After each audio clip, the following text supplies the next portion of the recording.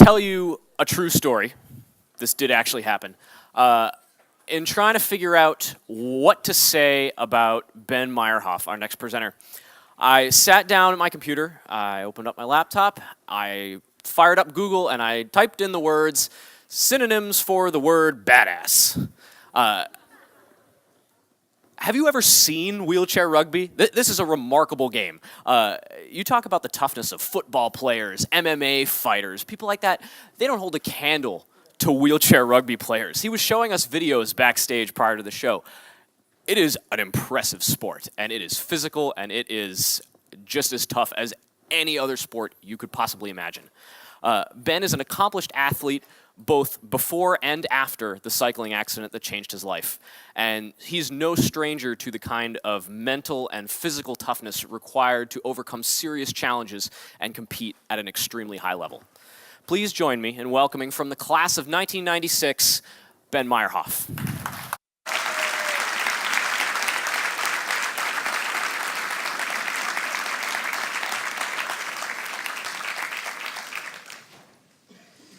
Thank you so much, Nick. I was surprised and delighted to be asked to give this talk. Let me say I'm deeply honored. But as a word of caution, don't break your neck in order to get yourself up here. I really don't recommend that. Since my wife Erin and I left Rochester and moved to Colorado, I would describe myself as a mountain climber. I climbed 22 14,000-foot mountains and summited 57 of those summits, so lots of repeaters. A Colorado cyclist, a double black Colorado skier, avid whitewater rafter from time to time, and father of 3 young ones, husband. At work, I was a hospital administrator and a patient advocate. I advanced through the ranks of clinical management, and I found myself spending more and more time in my office at work and less time with my family and less time for exercise for myself. I decided to sell my car, and I began riding my bicycle to work very regularly for about 3 years. One day when I was commuting to work, the same route that I always took, I was in a blinded accident with a utility van. I took on the van at about 24 miles an hour, and the van won. I left a little dent about that big. My bicycle did an end-over, and my helmet stopped the end-over, and I felt and heard my neck break. It was a horrific, deep, crunching sound. I was conscious throughout. I fell to the side of the road, and I quickly switched from swearing at myself to praying when I realized I could not unclip my feet from my pedals. The ambulance came and took me the rest of the way to work, this time as a patient, no longer as an administrator. The human body is frail. Wear a helmet. Later in the downtime between my 2 surgeries, my physicians asked my wife whether or not she thought that they should remove the sedation that they had me on. She asked them to keep me out over the course of the 2 days because she said he doesn't want to know what's going on.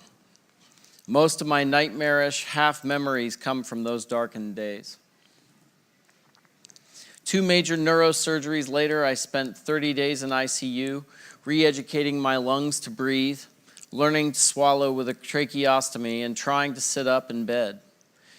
Yes, the human body is frail, but the mind and the human spirit remain strong. I was very lucky to be alive. I was also lucky that the Craig Hospital found a bed for me. I transferred there. It's a specialty hospital in Englewood, Colorado, and they treat mostly SCI and TBI, so spinal cord injuries and traumatic brain injuries exclusively. And they're very good at it. They found a bed for me, and I started beginning climbing a new mountain, the mountain of recovery. The first days in Craig, I can remember trying to sit up in bed after being in the ICU for 30 days. And at first, I could only sit up for about 2 hours in bed before my blood pressure would drop, and I'd start to get really cold, and they'd have to lie me down and put like heated blankets over me and stuff. I still had a trach. I had a bunch of stuff like that. But every day I would sit up for longer. And by the end of the first 4 or 5 days, I was sitting up for about 10 hours a day and getting back to a normal routine. They put me in a chair, and I used a joystick for a long time. And I sought to get out of that mold, to get away from the joystick, to get away from the power chair, to get back to using my arms as much as I could. At Craig, they have a bridge, and the bridge is designed to be an upward slope from the side where you go in when you're more acute to the side where you're more advanced. And this slope, you wouldn't even notice it if you're a walking person, that it's sloped. But when you're in a chair, if you push it, you absolutely can tell. And when you're brand new, you can't do it. You get in a chair, you try to push the ramp, you just can't do it. Somebody has to push you. By the end of the time at Craig, 60 days, you'd be pushing that slope, but it's a very gradual one, like a race car driver. It's not a problem. And that's part of the process. What I can tell you is I'm a very lucky guy, which may sound somewhat counterintuitive to your first impression of me, but every once in a while I like to give myself the Friar Lawrence speech, the one where the friar chastises Romeo for not counting his blessings. This is a good idea for all of us, I think. I have a beautiful, intelligent, and resilient and hardworking spouse, 3 amazing kids. I've got a very strong community of faith. I survived my injury in the midst of an exceptional academic care team who operated on my spine, nursed me, and coached me through rehab, meaning Craig, UC Health, and Craig. I'm lucky that I'm alive, but more than that, I'm fortunate that my mindset and my faith never allowed me to be bothered with anger, fear, or sadness about what I lost that day. Coming as close to death as I did was a tremendous source of renewal for me and a strong wake-up call. My wife has suggested to me that my unwillingness to grieve my loss is unnatural. But I know that it's pragmatic.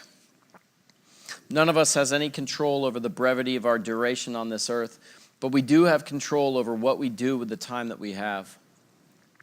Sir Edmund Hillary said, "It's not the mountain we conquer, but ourselves." Since I started climbing mountains in Colorado, I live as faithfully to this principle as I can. Losing the use of my legs, hands, and abs doesn't change this except to galvanize me to it further. Now I spend much of my time as a dad. I drive my kids all over Denver for the abundant activities that they do. We used to pay someone to do this, but I'm very fortunate to have this opportunity. Lots of American dads clock in every day at jobs that they aren't passionate about and risk losing years of connection with their children. In this, I am lucky. I coach my boys' soccer team. Sometimes, that's kind of crazy, don't you think? I can't show them how to kick the ball, but I can coach the soccer team. I use YouTube a lot. I drive them to choir rehearsals and orchestra rehearsals and scouts. I serve on 3 volunteer boards for Denver 501c3s. I mentor new inpatients at Craig. And in general, I do the things that I'm passionate about. That's a really lucky guy. Many ask me, and I sometimes ask myself, when I will return to work, though I know I'm doing more now than I did when I was gainfully employed. In my spare time, I play wheelchair rugby for the Denver Harlequins. Wheelchair rugby is a lot like wheelchair basketball, but it's for quads only. It's not for paras, and it doesn't get dominated by paraplegics. These are guys that don't have function or have some lack of function in all 4 limbs, as the definition I put up there. A quote from The Natural, Wilford Brimley, Pop Warner says to Roy Hobbs, "Son, you don't start a career at your age, you retire." I kind of feel that way sometimes when I'm pushing against these 20-somethings. Playing rugby means staying in close touch with the reality of your body, and fine-tuning your physical ability requires extra discipline, particularly when 85% of your muscle mass is permanently offline. Since my injury, I've lost about 70 useless pounds, 100 pounds since I sold my car. This weight loss has made it possible for me to compete in the USQRA, United States Quad Rugby Association, and has improved my day-to-day function immensely. Sometimes things go wrong. When it snows heavily, we push inside parking garages. When the gloves rip, we get new ones or we ask people to sew them up for us. When I fall out of my chair, I ask somebody to help me get back up. I call for help. Simple, right? Get on with it. Push through. Truth be told, inspiration is a word that a lot of people use. And they use it with a kind of a glib respect. People are being nice, I understand. But it's important to understand that there's inspiration and there's, day-to-day life. I submit to all of you that if you were in the same situation as me, you would find a way to go to the grocery store. You would find a way to drive a car again so that you could. You would find a way to make your own life better because that's what the human spirit is all about. This guy, you get to see his back. When you play against him, you get to see his back a lot too. His name is Chuck Aoki. He's the most prominent USA player. He's a forward for the Team USA. I don't play for Team USA. I play for USQRA. I'm not at that level. I don't honestly believe that I really will be, but I'll keep trying. Anyway, this guy can push the court in 3 seconds, the whole court, and he's pretty incredible. He actually coached a camp that I went to, and that's where I took this shot. And I took this shot on purpose because I wanted everyone to see the view that I got to see. It's my job to try to slow him down a little bit. But the truth is that when you say inspiration, put me up against Chuck, and you'll see how quote-unquote inspiring I am. I'll look pretty silly. When I push myself, I always listen to John Adams' chairman dances in my head. That raging, inexorable drive to better oneself.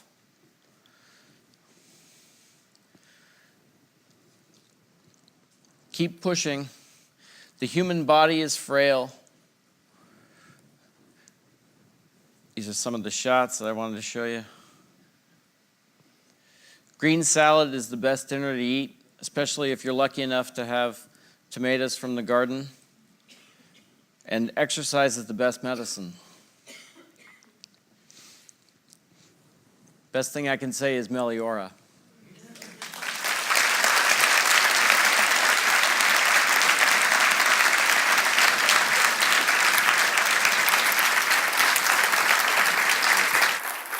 Let's hear it for Ben Meyerhoff.